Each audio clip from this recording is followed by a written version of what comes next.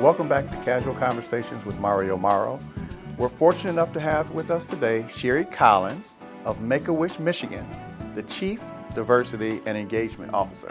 Man, that's a big title. What comes with that title? What is that title? What does that mean? Well, it's really all about just helping kids, making wishes come true for kids and really making sure we're reaching kids in all communities. So that's a big focus of my role, is making sure we're reaching every child and providing equitable access to our mission. We want any child battling a critical illness, no matter where you live, no matter what your background is, no matter what else you're going through, we want them to have access to a wish. Great. Now, before we get into Make-A-Wish of Michigan, I would like our viewers to know a little bit about you. Are you from Detroit? I am. So the question is, where did you go to high school, right? Well, the only high school, Cass Tech, of Uh-oh, course. I thought you were going to say Mumford. Not Mumford. Cass Tech. So you're a Cass Tech grad? I am. Okay. I am. So I've, born in Detroit, grew up in Detroit, went through Detroit public schools all my life. All right, elementary? Elementary was Monier Elementary. Monier, okay. Yes, I'm not even sure if it's still there. I think Monier's still there. Okay. Junior high school? Drew Middle School. Okay. Yeah. So you West Side? Yes. Okay. Was that Tireman area? Wyoming and Okay. kind of that area. But I So ended you going up back moving. Wyoming, Yeah. you're going back to Mumford again. See, you're a trader. Closer to McKenzie, I guess. But yeah. That's good. Yeah. And when did you come out of Cass? What year? In 1989. Okay, you're a youngster. And then after Cass Tech? After Cass, I went to Northwestern University in Evanston, outside of Chicago, and majored Journalism? in journalism. Wow. I did. Yeah, yes. top school in the nation for Absolutely, journalism. the top school. And you didn't go into media like most other folks who went to Northwestern. Well, for a short time I did. So I started my career as a newspaper reporter, and I worked in a small town in Pennsylvania at the York Daily Record for about a year, and then I worked at the Indianapolis Star as a reporter for a couple of years. And after that, I made the transition more into PR and marketing, and now I'm into the DEI space. I know a lot of people who went to Northwestern. Oh, really? And journalism majors. I mean, these folks are national broadcasters, and there are some local folks too who actually went to your alma mater and just graduated and did quite well. So how did you move from journalism to the nonprofit sector? It's interesting. I have always just enjoyed writing, and so I really wanted to start in that space in journalism, and I really see my career kind of sort of a continuum going from telling stories as a journalist to then sharing stories with some of the PR and communications work, and now it's really shaping stories, and that's really the really rewarding part, is to be able to have an impact on the lives of others. And you're in a good space for that. Make-A-Wish Michigan is all about telling stories and making wishes come true.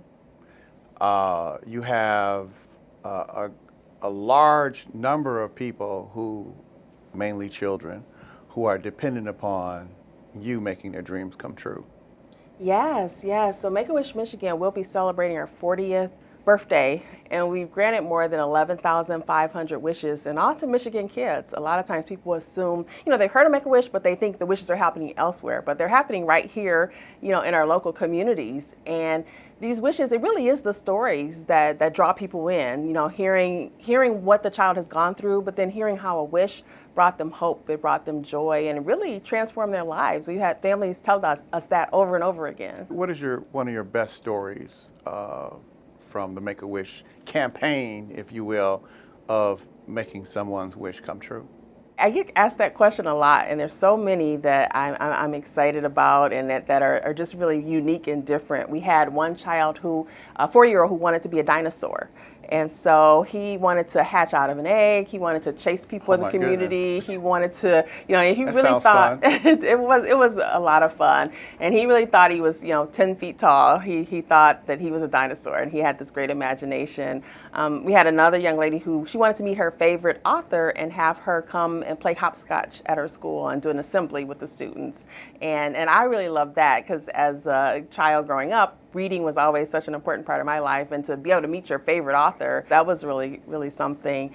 We had a young man in Detroit, a little boy, actually 3 years old, Tyron, who wanted to be a firefighter. And the wish to be wishes are always so much fun to see, and the community just rallies around these kids and do whatever they can to make it happen. So they're very reasonable wishes. They're not, I want to fly to the moon on a NASA rocket or something like that. But if a kid made that type of request, you guys would do something to simulate that and make it a dream come true. Absolutely, absolutely. So we do have wishes where maybe they travel somewhere, they go to Disney, they go to Hawaii, but then kids, their imaginations, it never ceases to amaze me. So we did have this little boy, this was not in Michigan, this is another chapter, who wanted to go to Mars.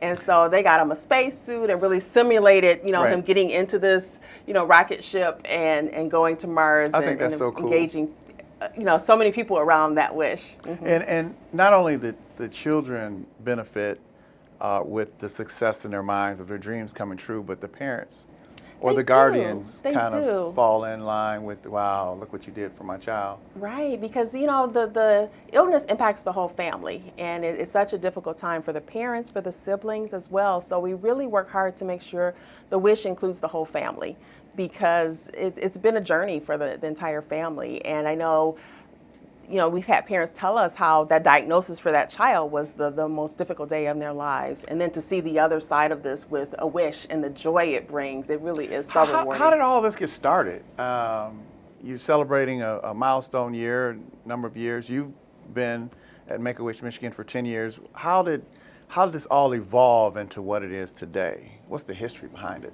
Yeah, so Make-A-Wish is the largest wish granting organization in the world, and it really is. It inspires so many people. And it started with a young boy who wanted to be a police officer, Chris. And this actually was in Arizona, and he wanted to be a police officer, and his wish coming true kind of inspired the founding of Make-A-Wish. And now there are 58 chapters across the country, and we are one of those 58 chapters, and just granted more than 500,000 wishes around the country. It's really something to see. What's the process if people hear about it? I have a child who has an illness, child has a wish. What do I do? Do I call someone? Do I go online? Yes. And so one of the things, there's a misconception that a child has to be terminal. So one of the things we want to make sure people understand is that, we serve children in 12 different pediatric specialties, and it's around a child with a life-threatening, a critical illness. It doesn't have to be terminal. So if a family thinks their child may qualify, there's several ways they can refer. So the parent can contact us. You can go online and refer a child. Their medical professional can refer a child. Sometimes we've had some teenagers who refer themselves. So the child themselves can reach out to us and start that referral process. So it's submitting the information. We get the information verified by their treating physician, and then if they are eligible, we start the process. We have wonderful wish granting coordinators who meet the families and take it from there. There are probably some who are, I don't want to use the word fearful, but maybe have pride in which they just don't want to reach out.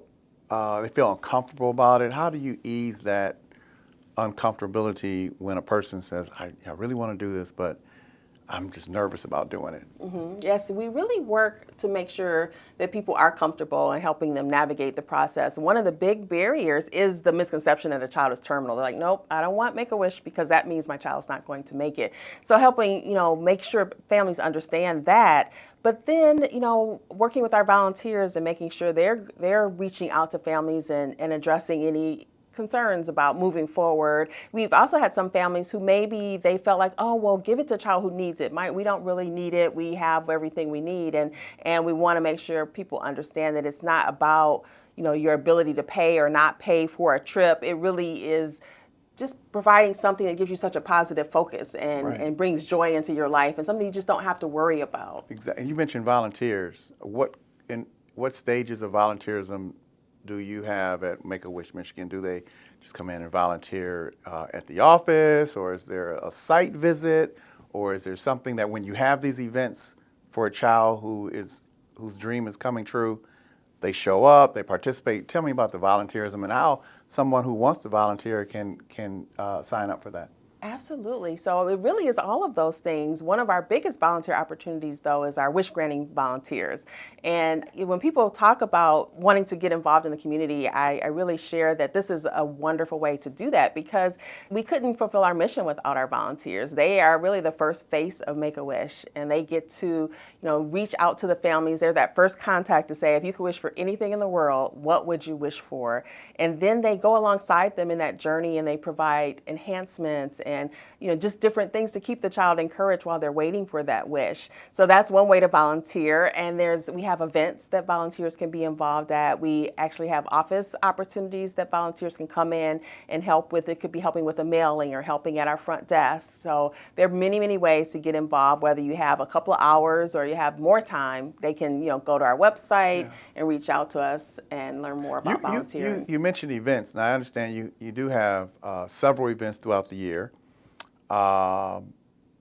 What types of events are there, and how can, if you got something planned next year, is it an annual event that you have? Is it something we can start promoting now, we can talk about, that you want to let our viewers know about?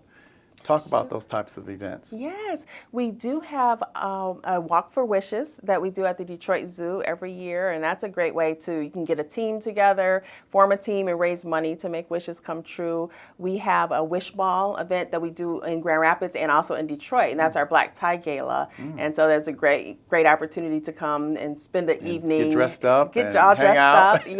Yes, it's an amazing night. And then we have our largest event is actually our Wish a Mile bicycle tour. Yeah. And it's the 3-day, 300-mile bicycle tour. The riders ride 100 miles each day. And it's so inspiring to know, they give of themselves to help make these wishes come true. I've heard a lot about that. Yeah, yes, that it's works an amazing event. So in the future, I'm sure that, Make-A-Wish Michigan is always looking for donors, people who can help, finance the wishes.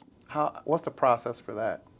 Yes, we couldn't fulfill our mission without donations. A lot of times people assume, oh, well, you must get everything donated from these, companies. The kids fly for free, they take their trips for free, but that's not the case. The average cost of a wish is about $10,000. When you look at a lot of our wishes are travel wishes, actually. And you said 11,000 wishes were granted? 11,500 since we started in 1984. Yes, that's a just lot in of money. Michigan. Yeah, you need a lot of donors. We do. People need, and it doesn't matter the amount, the denomination. No. That, one person, $5 to whatever, right, just any little amount. Yeah, you can become like a monthly donor, just do like $19 a month and go to our website, michigan.wish.org, and look at the different opportunities to give. But you're right, there's no donation that's too small. It all goes to helping make those wishes come true. Well, personally, I was very happy that, I think demographics plays a very huge role in success. And you guys have moved your offices from Brighton to Detroit, or Southfield, I should say. What prompted that move, and do you see benefits from that move? Oh, absolutely. It was very intentional to make sure we're moving closer to where the children are that we serve. And we serve children statewide, but when you look at Detroit and Metro Detroit, we have a much larger base of children that we're serving. And it's where our volunteers are, our donors are, and we wanted to be much closer to Detroit because we have very intentional outreach around making sure we're reaching more children in Detroit. And, Brighton was just not, it wasn't cutting it. Right. Well, and, I applaud you for that because, you have to go where the need is.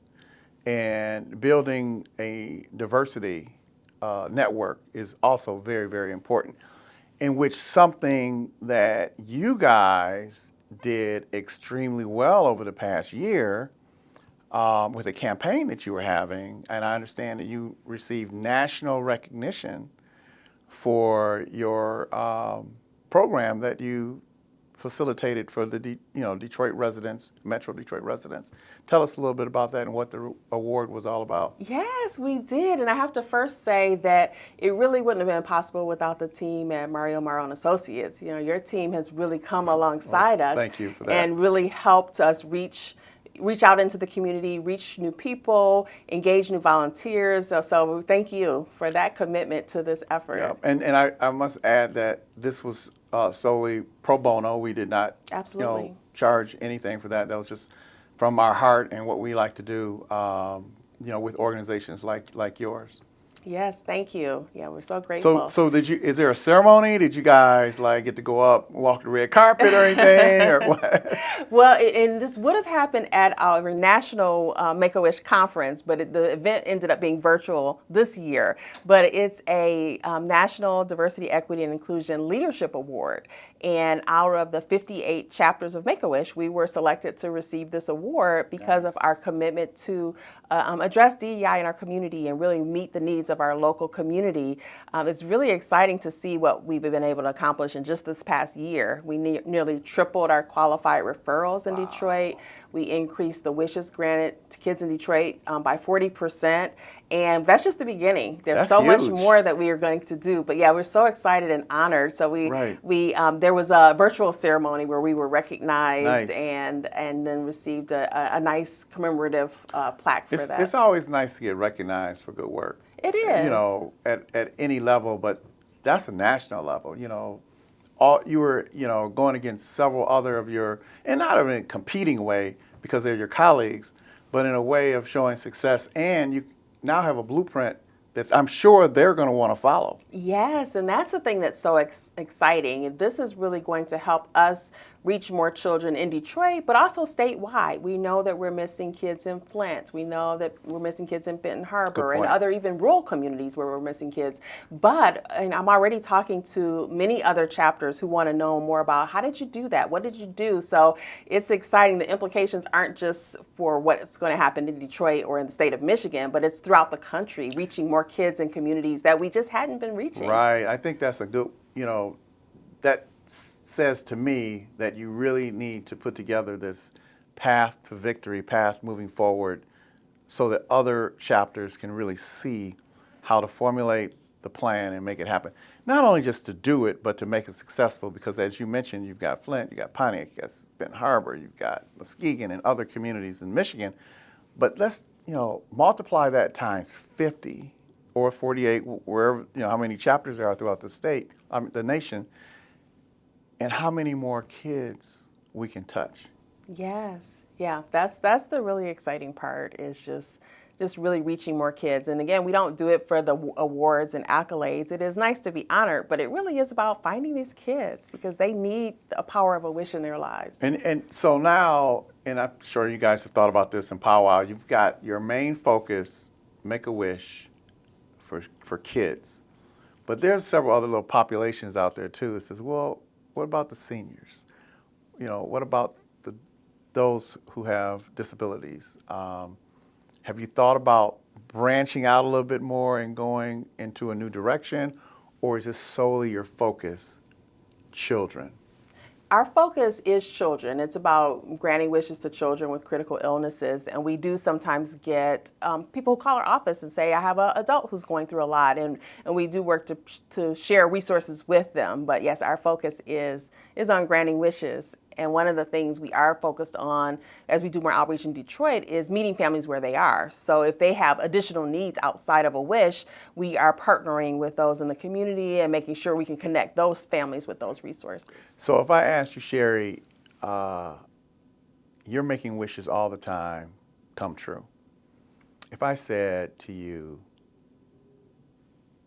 if I could grant you a wish, what would your wish be? Oh, wow.